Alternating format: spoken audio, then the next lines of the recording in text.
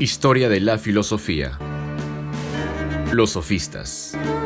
El desplazamiento del eje de la investigación filosófica desde el cosmos hasta el hombre. Significado del término sofista.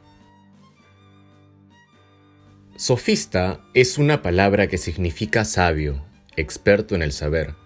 La acepción del término, por sí misma positiva, se convirtió en negativa a causa sobre todo de la toma de posición notablemente polémica de Platón y de Aristóteles.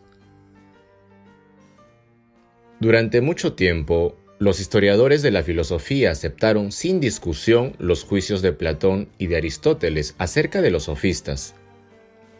Además de las informaciones que ambos filósofos ofrecían sobre estos pensadores. En consecuencia, por regla general, el movimiento de los sofistas fue infravalorado y se le consideró básicamente un momento de grave decadencia del pensamiento griego. Solo en los últimos tiempos ha sido posible efectuar una sistemática revisión de aquellos juicios con la consiguiente revalorización histórica de los sofistas.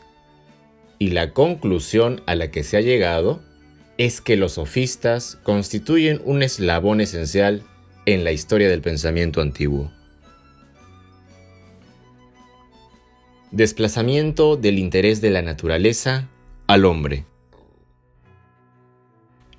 En efecto, los sofistas llevaron a cabo una revolución espiritual en sentido estricto, desplazando el eje de la reflexión filosófica desde la fisis y el cosmos hasta el hombre y hasta lo que concierne la vida del hombre en cuanto miembro de una sociedad. Se comprende entonces que los temas dominantes de la sofística fuesen la ética, la política, la retórica, el arte, la lengua, la religión, la educación, es decir, lo que hoy llamaríamos la cultura del hombre. Por tanto, cabe afirmar con exactitud que gracias a los sofistas se inicia el periodo humanista de la filosofía antigua. Este radical desplazamiento del eje de la filosofía se explica por la acción conjunta de dos tipos diferentes de causas. Por un lado, como hemos visto, se habían ido agotando paulatinamente todas las posibilidades de la filosofía de la fisis. Ya se habían recorrido todas sus sendas y el pensamiento físico había llegado a sus límites extremos. Era obligada la búsqueda de otro objetivo. Por otra parte, durante el siglo V a.C., tuvieron lugar fenómenos sociales, económicos y culturales que al mismo tiempo favorecieron el desarrollo de la sofística y a su vez fueron favorecidos por ella.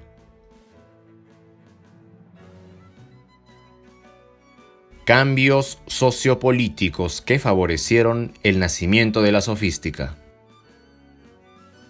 Recordemos antes que nada la lenta pero inexorable crisis de la aristocracia, que avanza al mismo ritmo que el poder del demos, del pueblo, cada vez mayor. La afluencia cada vez más numerosa de metecos a las ciudades, sobre todo a Atenas, el crecimiento del comercio, que superando los límites de cada ciudad por separado, las ponían en contacto con un mundo más amplio. La difusión de las experiencias y de los conocimientos de los viajeros, que provocaban el inevitable enfrentamiento entre las costumbres, las leyes y los usos helénicos, y costumbres, leyes y usos totalmente diferentes. Todos estos factores contribuyeron notablemente al surgimiento de la problemática sofística. La crisis de la aristocracia comportó, asimismo, la crisis de la antigua arete, de los valores tradicionales, que eran precisamente los valores más preciados de la aristocracia. La gradual consolidación del poder del demos y la ampliación a círculos más vastos de la posibilidad de acceder al poder provocaron el requebrajamiento de la convicción según la cual la arete estaba ligada al nacimiento. La virtud era algo innato y no algo adquirido, con lo cual pasó a primer plano el problema de cómo se adquiere la virtud política. La ruptura del restringido círculo de la polis y el conocimiento de costumbres, leyes y usos opuestos constituyeron la premisa necesaria del relativismo, engendrando la convicción de que aquello que se consideraba como eternamente válido carecía en cambio de valor en otros ambientes y en otras circunstancias. Posiciones adoptadas por los sofistas y sus valoraciones opuestas. Los sofistas supieron captar a la perfección estas demandas de la asendereada época que les tocó vivir. Las supieron explicitar y les supieron otorgar su propio estilo y su propia voz.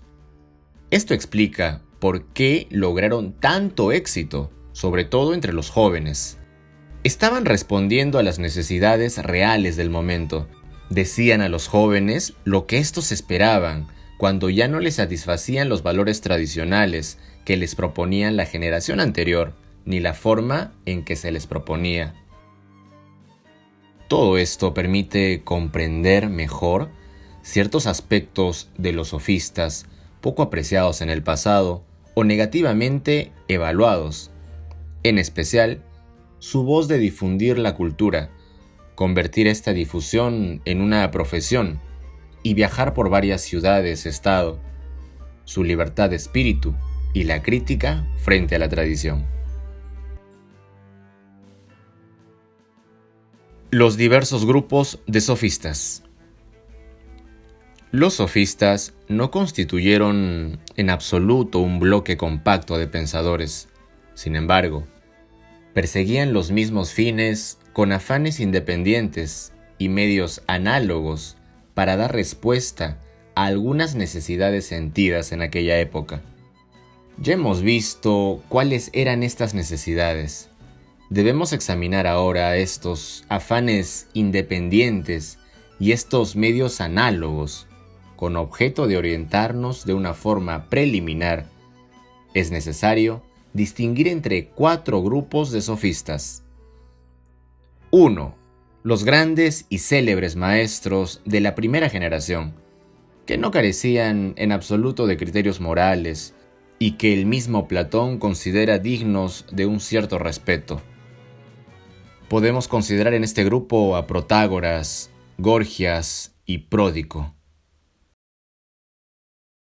2.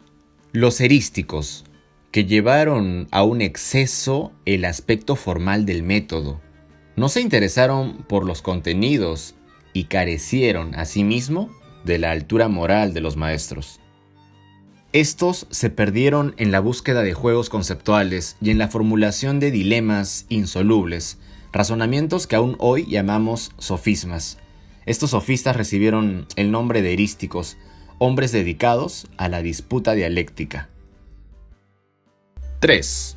Los sofistas políticos, que utilizaron las ideas sofísticas en un sentido que hoy calificaríamos de ideológico, esto es, con finalidades políticas, y que cayeron en diversos excesos, llegando incluso a la teorización del inmoralismo.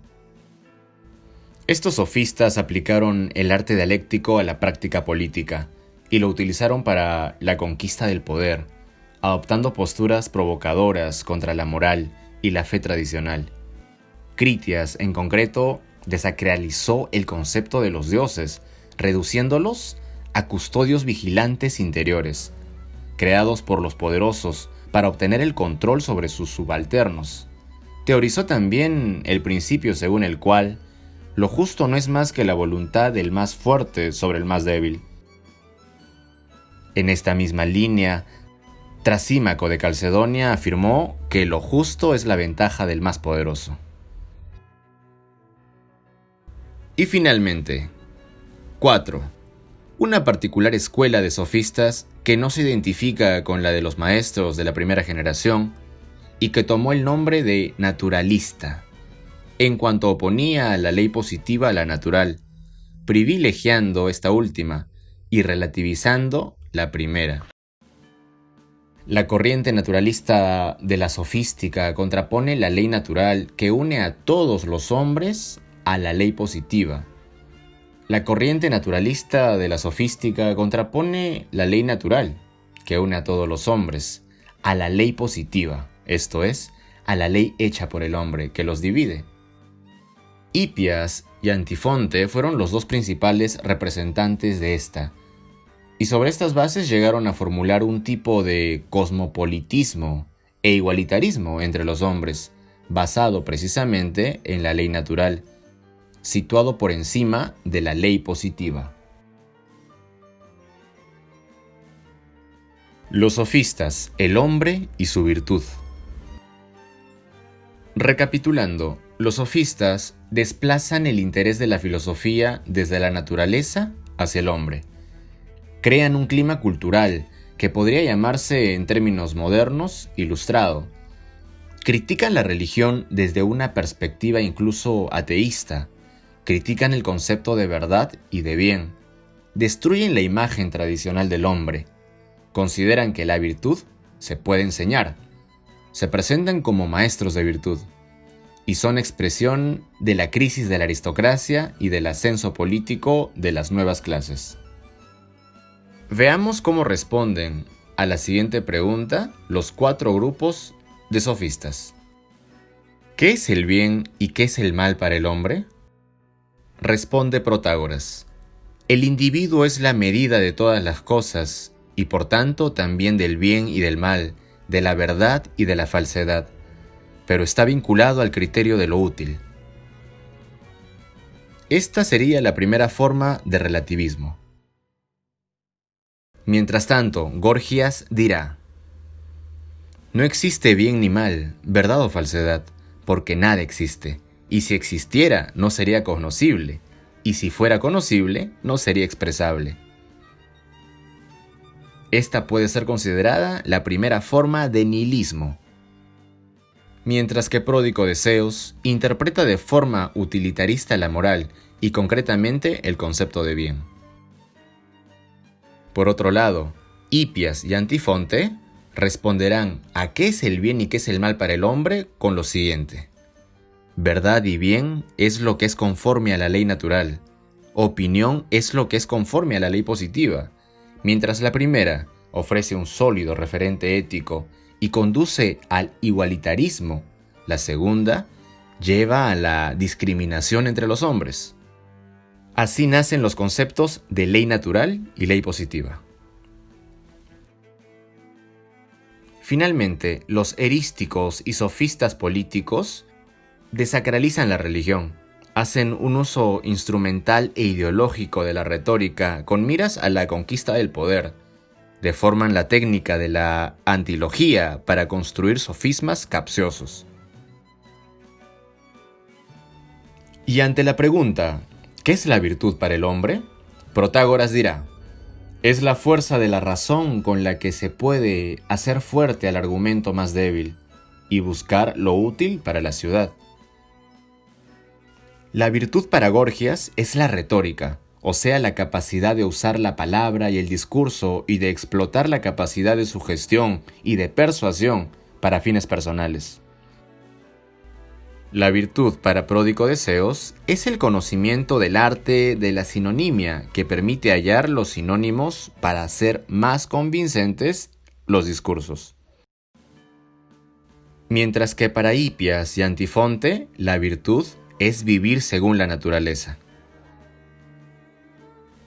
Finalmente, para los erísticos y sofistas políticos, la virtud será la voluntad del más fuerte que se impone sobre el más débil.